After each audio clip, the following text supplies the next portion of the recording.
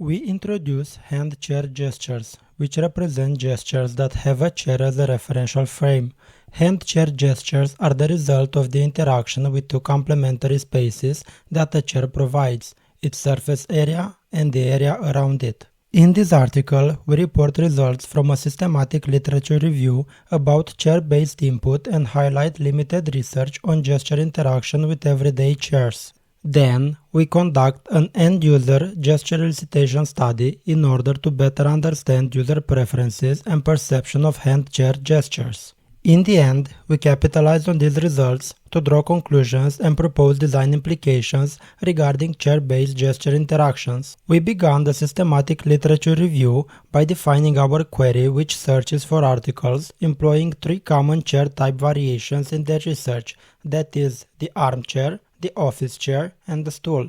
We executed this query on two of the largest databases dedicated to computer science and electrical engineering, ACMDL and IEEE Explore, from which we obtained 903 results. We analyzed these results and discarded 308 of them in the screening stage.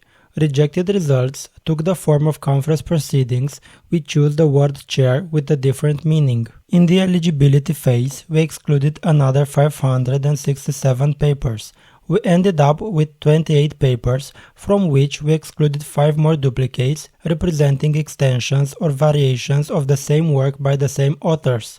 In the end, we arrived at a dataset comprising 23 papers, only 2.5% of the initial results. We analyzed these papers in terms of contribution type, input and output modality, devices used, and number of gestures employed in the research. We found that all papers proposed an artifact, and some of the papers introduced methodological and theoretical contributions as well. Popular input modalities were body posture adjustments, touch input, and mid-air gestures. Chair self-adjustments were the prevalent output modality, followed by visual and haptic feedback. Nearly all papers integrated sensing devices in their artifacts, while some of them were augmented with actuation capabilities too. In terms of number of gestures used, we found that some papers used as few as one gesture, while others employed up to 8 gestures. From our literature survey, we concluded that armchairs represent the most used type of chair. Input is mostly associated with body posture adjustments, such as tilting and rotating, while output is associated with chair self-adjustments, such as height adjustment. We found out that only 13 papers conducted user studies involving 2 to 30 participants and 1 to 8 gestures. We then conducted our own user study.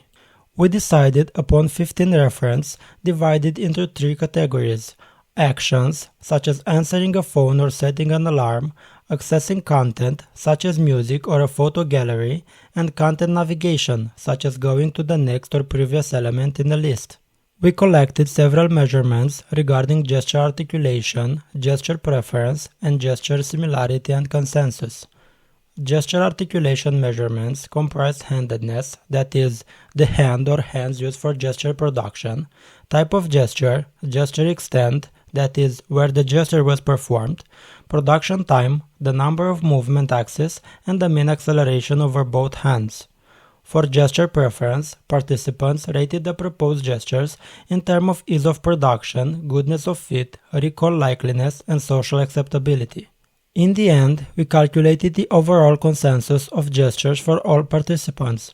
For that, we adopted the dissimilarity consensus approach using the dynamic time warping algorithm. These measurements were obtained from a number of 54 participants, 9 self-reported females and 45 self-reported males, which were randomly distributed over 3 chair variations: the armchair, the office chair, and the stool. The study provided us with a number of 1,620 gestures. Next, we analyzed these gestures, for which we extracted over 9,000 articulation characteristics, nearly 7,000 dissimilarity measurements, and over 6,000 self-reported gesture ratings. In terms of handedness, we found that a majority of 86% of gestures were unimanual, that is, they were performed with only one hand, whereas bimanual articulations were characterized by symmetry. 11% of gestures involved the usage of both hands to perform the same motion, while 2.6% involved the right and the left hand performing different motions. This distribution remained consistent across all types of chairs. For gesture type, participants indicated a preference for stroke gestures with a share of around 50%, followed by hand poses with 25%, whereas the other categories were far less represented. Just like for handedness, this tendency was observed across all chair types, but with some nuances. For example, touch input was the least favored option on the stool, accounting for 12%, while for the office chair and the armchair amounted to 20 and 21% respectively. The areas of the chair and around the chair were unevenly used for gesture production. For example, the armrests seemed to be the most convenient and easily accessible surface for input, accounting for 73% of the armchair gestures. In their absence, participants focused almost exclusively on the seat area, which comprised 89% of the office chair gestures and 100% for the stool, where the backrest is missing. For mid-air gestures, only a small share of the gestures were observed in the center, only 11%, while the majority were concentrated in the periphery and extreme periphery, with 46 and 43% respectively. This figure provides a visual summary of the relationships between gesture extent, handedness, and gesture type for each chair type. The width of each ribbon is proportional to the percentage it represents from the total of each category. For example, stroke gestures accounted for 65, 69, and 74% of all of the articulations performed in the extreme periphery. The top figure offers a representation of the kinematic profiles of the gestures. We notice in figure A that the gesture production time stands around 2.5 seconds. In the case of the from chair gestures, the average is 2.4 seconds, whereas for the on-chair ones, the average is 2.6 seconds. Figure B suggests that from chair gestures tend to be more expansive, employing more than two axes of movement, while on-chair gestures tend to be less complex. Lastly, we notice a big difference in terms of mean acceleration for from-chair gestures in contrast to the on-chair gestures. The former were performed significantly faster than the latter, averaging to 3.5 and 2.7 meters per second squared, respectively.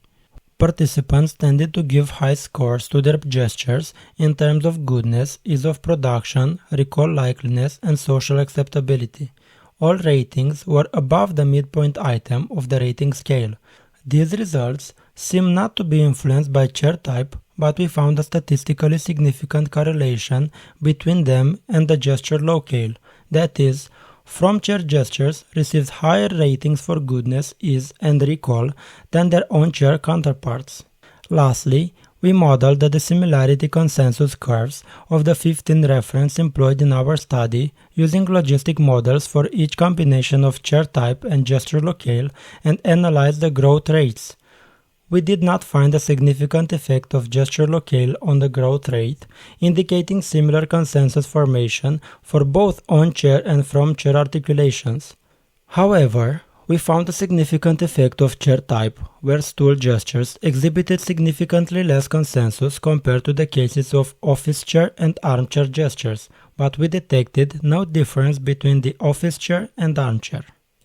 We used these findings as a base to formulate 6 design implications of using chairs as input devices. Firstly, chairs are ubiquitous in our modern lives, making them readily available input devices. Secondly, chairs enable customized interaction limited only by their users' creativity.